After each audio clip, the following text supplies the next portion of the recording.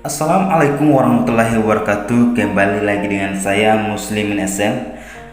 Hari ini saya akan menjelaskan pengertian manajemen secara lengkap, unsur-unsur dan fungsinya. Langsung saja.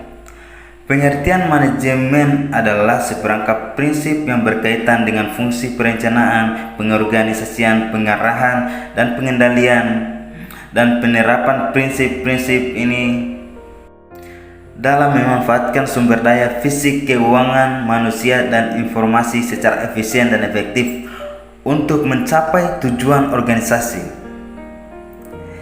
Banyak ahli telah mendefinisikan manajemen dengan pemahaman mereka masing-masing. Berikut ini adalah definisi manajemen menurut para ahli di dunia. Yang pertama, Van Vliet dan Peterson mendefinisikan manajemen sebagai serangkaian kegiatan yang diarahkan pada pemanfaatan sumber daya secara efisien dan efektif dalam mengejar satu atau lebih tujuan.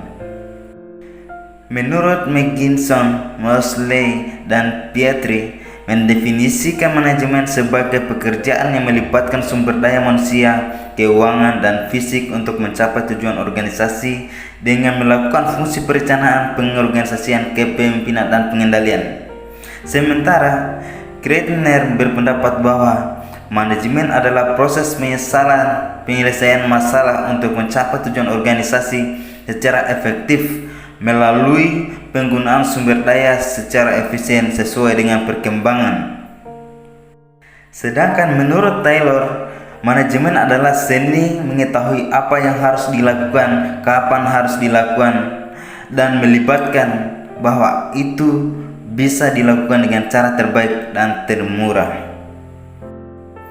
Unsur-unsur manajemen. Yang pertama, sumber daya manusia atau biasa disingkat SDM. Sumber daya manusia menjadi hal yang sangat penting dalam sebuah manajemen. Perusahaan akan memiliki manajemen yang baik ketika memiliki SDM yang mumpuni, karena mereka yang menyusun tujuan hingga melakukannya agar mencapai tujuan itu sendiri.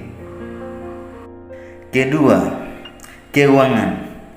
Selain SDM, keuangan juga berpengaruh besar terhadap perubahan. Dengan keuangan itu, segala kegiatan yang sudah disusun sesuai rencana bisa dijalankan dengan baik, sehingga perusahaan akan lebih mudah untuk menjalankan segala kegiatannya. Ketiga, material atau bahan baku. Sebuah perusahaan sulit untuk bisa berjalan jika tidak ada bahan yang digunakan dalam proses produksi. Jika bahan yang digunakan baik, produk yang akan dihasilkan bisa berkualitas bagus. Keempat, mesin. Untuk memudahkan kinerja atau pekerjaan dalam menyelesaikan pekerjaannya, unsur mesin memang sangat dibutuhkan. Nantinya pekerja bisa bekerja dengan efektif dan efisien.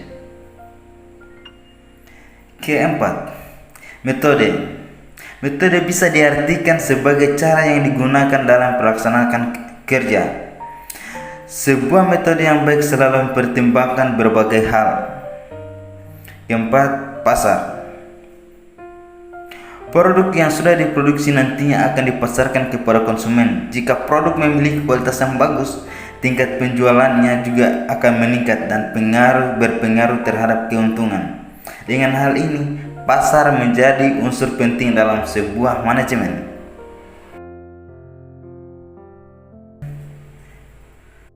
Fungsi manajemen. Yang pertama, perencanaan.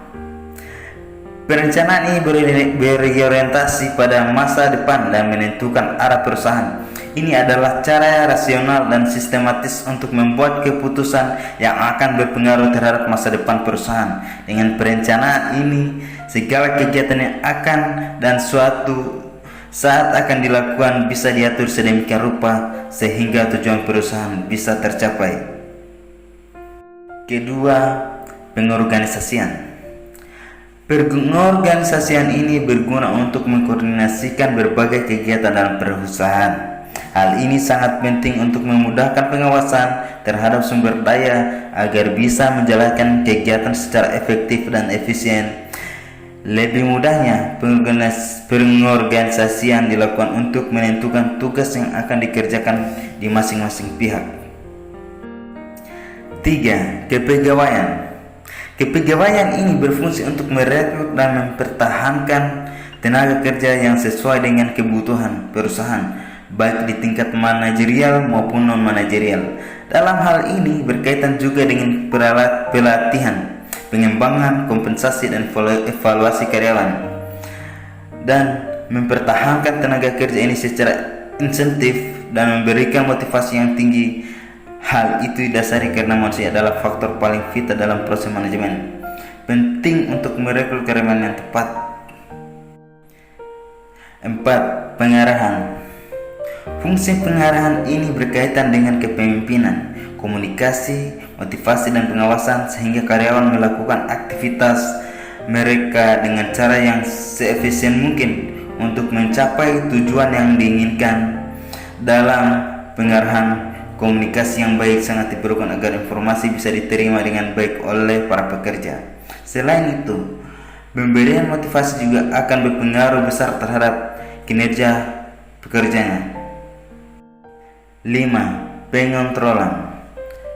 Fungsi pengontrolan terdiri dari kegiatan-kegiatan dilakukan untuk memastikan bahwa apa yang pekerja lakukan sesuai dengan tugas mereka.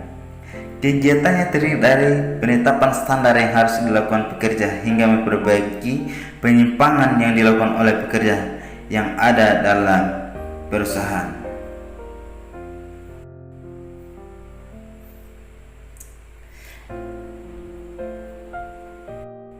Mungkin itu saja dari saya. Itulah tadi pengertian manajemen secara lengkap dan unsur-unsur dan fungsinya. Semoga dapat bermanfaat. Oke, terima kasih.